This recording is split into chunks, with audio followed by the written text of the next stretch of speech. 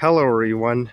It's been a long time since I have made another YouTube video ever since my trip, but here it is. This is my 2008 Saturn Vue XE. I figured why not make a follow-up review video about my car ever since the short video I did a couple months ago. So let me give you a brief timeline about the car first. I'm actually going to go in front. It's kind of cold today. So I bought this in July, actually on the first day of July this year. So I paid $1,000 for it, but it did need a lot of work. And then I put in a lot of work myself with a mixture of some DIY and taking it to some mechanics. All in all, I actually got the car in for about $3,000 after all the fixes, at most, that is. So when I bought the car, it needed two front lower control arms, two front shocks, the struts, and then the driver's side wheel bearing, as well as a new steering gear. But luckily the parts for these Saturn parts are still pretty cheap, so that's how I was able to do it. I also polished up the headlights, but that's more for cosmetics. And there was also some leak with the water leaking into here and through the sunroof, and I also got that fixed for $200. So to fix the control arms, it was labor and parts $300. The front struts $350. Now what else? The wheel bearing, it was $100, and then $700 for the steering gear. It also had a side differential seal leak, so, and that was an extra $300. So about added up, it's not that much. It's still below 3,000. So I believe I did pretty good. So it is the 2.4 liter Ecotec engine. So which means that it's the and it's only front wheel drive, which means that this thing will actually get pretty good gas mileage. It is not the hybrid, however, but still being the base trim, it does have the 16-inch wheels. These are 235 65R16s, which means that in the city like this, I live in a city with the roads are pretty rough. This is a benefit to me. And so the tire pressure, I keep them at 35 psi. And let's take a look at the inside. So this is the back seat.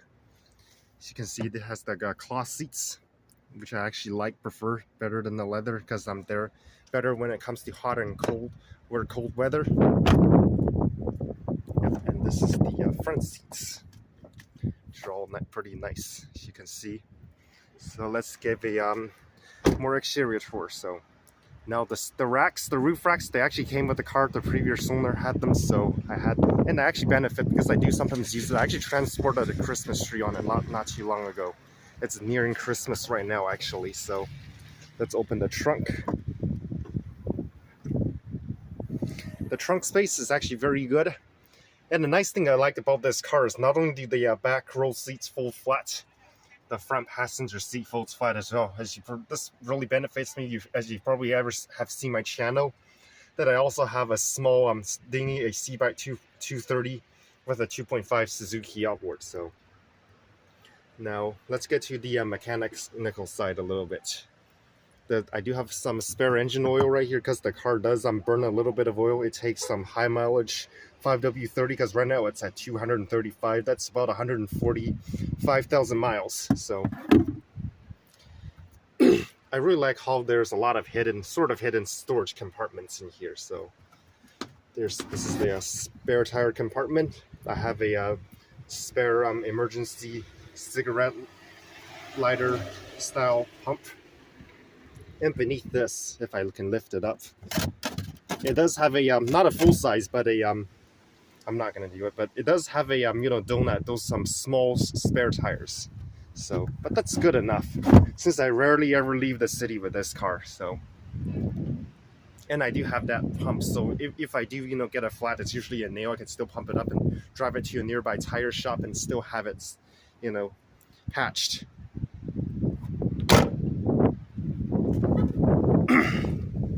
The rear suspension did not need any work at all when I bought it, so I think I did pretty good. Now the mirror, it does, even the base model on these does have power mirrors. So let's get to the specs.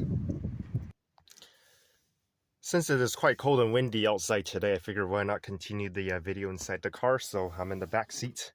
It is a 60-40 split. You have your armrest right here. And I really like about this how this is actually a magnetic storage compartment. You have another small storage compartment here, as well as a cup holders for the rear seats. Also got your storage armrest in here. I don't really keep stuff in the car, so they don't really benefit me. Got two storage pockets on from the front seats into the back, as well as a door pockets. Now, the only thing that are still wrong with this car after those repairs is the driver's side rear window does not work, and the driver's side window itself, it does go up and down, but the motor is starting to go up. But I don't really use the window. When it does get hot, I just put the AC on, as you can see. This does not have the digital climate control. It has the the manual climate control, but it does still have AC, so which is a plus. The passenger side windows, they do go up and down, even the back ones. So, and then the sunroof does work, but I don't really want to use it since it has leaked before. I don't want to risk it again, so I just leave it like this year round. I never open it. I'm not really into sunroofs that much anyways. Here you have your sunglasses holder, as well as sun visors, but this sun visor does not work. It keeps flopping down, so I have to stick some tape in it to keep it secure, because I don't really normally have passengers in the passenger side anyways, so it's just usually me driving. The driver's side still works fine though. As you can see, I also have a card holder in the sun visor, which is a plus. Now, mechanical condition right now, so it, like I said, it does burn a little bit of oil, but it's like 1 quart every 5,000 miles, so it's almost nothing, so I just occasionally top it up a little bit as time passes. And this does have the, like I said, 2.4 Ecotec. And when it comes to the transmission, this is just the standard 4-speed automatic. It does not have the problematic 6-speed or the CVT found in the hybrid models, I believe. This is just the regular model. Power rise, this will do about 0 to 60 in 10 seconds, which is fast enough for me, especially if I'm normally 90% of the time driving alone. This does have intermittent wipers, as you can see, and with variable speeds, and not automatics, but it does have let's see if you can see automatic headlights. One thing I don't like is that it does not have a temperature gauge, but it does have the fuel gauge and tachometer, and an outside temperature gauge, which is pretty good. I'll show that to you when I get some driving footage. Stereo wise, like I said, that being the base model, it just has the 4 standard speakers. No subwoofer, but that's fine to me. I'm not really that big into music. It is if it is an aftermarket Kenwood sound system, but I didn't put that in. The previous owner did, so I think I did pretty good for buying the car for $1,000 and then spending some money fixing it up. I believe I'm total with those mechanical repairs probably $1,700, so $2,700, and I get a fully working car. Of course, I also changed the oil, and out of precaution, I also changed the transmission fluid. And after changing the fluid, the transmission did not slip, which is a good sign. It actually shifted better. And I also did the rear brakes as well. The rear brakes were about $200. Now, steering wise, this does have an electronic steering system, so no fluids to change, which is a plus. Although some people may not like the feel, but I personally don't mind. When it comes to driving dynamics, this car actually doesn't really drive like an SUV at all. It drives more like a mid-size sedan. And you also do have traction control with ABS and stability control, I guess. And you also have as for the automatic transmission wise, I don't know why my video just cut off there, but transmission wise, even though this is the base 4-speed automatic, because from 2008 2010 in the 2nd gen Saturn Vues, which is what this one is, the base models come with there's no manual transmission model, at least not in North America. So this is the 4-speed automatic with manual shifting mode, as you can see with the buttons. Now, the only time I ever use the manual mode is when I'm going down a steep hill, I shift it down. That's about it. I don't normally drive it as a manual. Just because, yes, like I said, when I'm going downhill, I manually put it in a lower gear. That actually prolongs on brake life. It's engine braking. And in this car, you have 6 cup holders. Like I said, I already showed the rear cup holders that are right here. So in the front, you got 2 cup holders right here, 1 on each side of the door. Now, when it comes to maintenance, ever since I did the last video, I also replaced the cabin air filter. That I did it myself. It is a little bit challenging, but not too bad. First of all, you have to open the glove box, and then you want to, unscrew.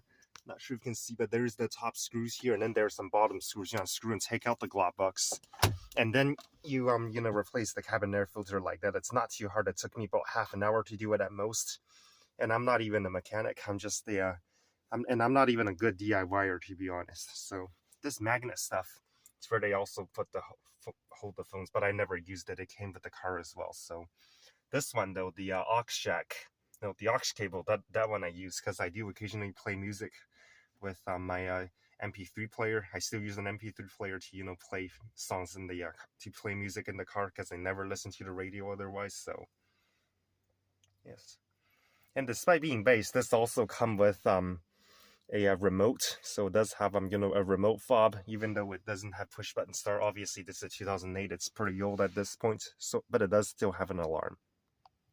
And now I'm going to start the car up. As you can see, it's a twist key start, and I'm going to show you. So there's no engine warning lights, so right now the lights are going to go up, but there is the TPMS, and this car does not work, which I don't mind. I have a tire gauge myself that I can check. As you can see, it's the temperature gauge, and I can show you the total mileage. When it comes to fuel mileage, like I said, I done 100. I did about 80 miles on let's see. Yeah, it didn't take much. In like $15 of gas, I can drive 80 miles. So, and this isn't city driving as well. So here's the total mileage, and that's how much I driven ever since the last video, about 4. So that's about 2,800 miles, I believe. So let's put this in gear, and off we go.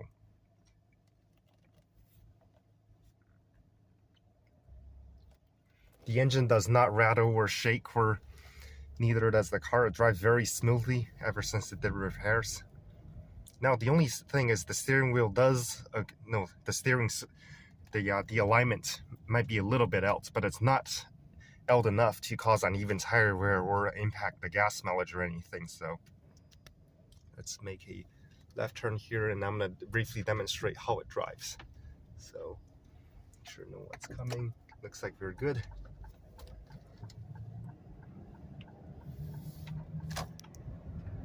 See, the acceleration and everything's really good. And I did not even, and that was just the, that was just a brief, very light feather touch of the gas pedal. So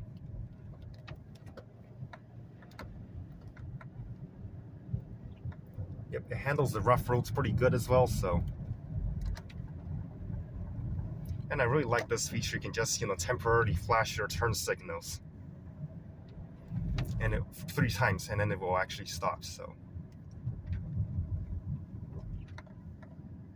let's go this way. I'm trying to go home now, so just got off work. The brakes worked pretty good. Of course, I also changed the brake fluid. So here, 3 flash, and we're off. So the engine sounds very healthy, even at this mileage. So, and we're doing about 30 miles an hour right now. So obviously, you don't want to go too fast on a road like this. So.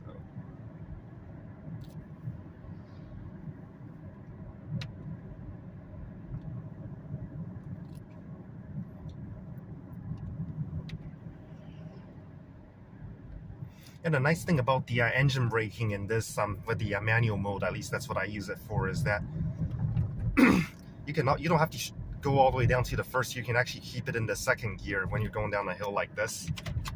That's what I'm going to do right now. You can see it says 2nd instead of the letter D in the transmission, and now it will control the speed. My feet are not even on the brakes right now, and then the car would not really accelerate as I go down this steep hill. So. And this section of the road is pretty rough, and then the suspension is handling it pretty well. There's a cyclist, so slow down a little bit for that. And once you think the engine braking isn't necessary, just put it back into drive. Yeah, just like that. So one of the good features about this car. So, and that's pretty much it for this quick review. Hope you all enjoyed it. Hopefully I answered as much questions as I can. If there's any other question, leave a comment and I'll make another update video addressing those questions. So thank you for watching. Now, one more thing to know about the gas mileage. It is a 16-gallon tank, and on a quarter tank, that's 4 gallons. I can go about 80 miles if I'm being gentle, at least 70. So, to clear things up. So that wraps up the update review. Thanks for watching. Don't forget to subscribe and ring that bell.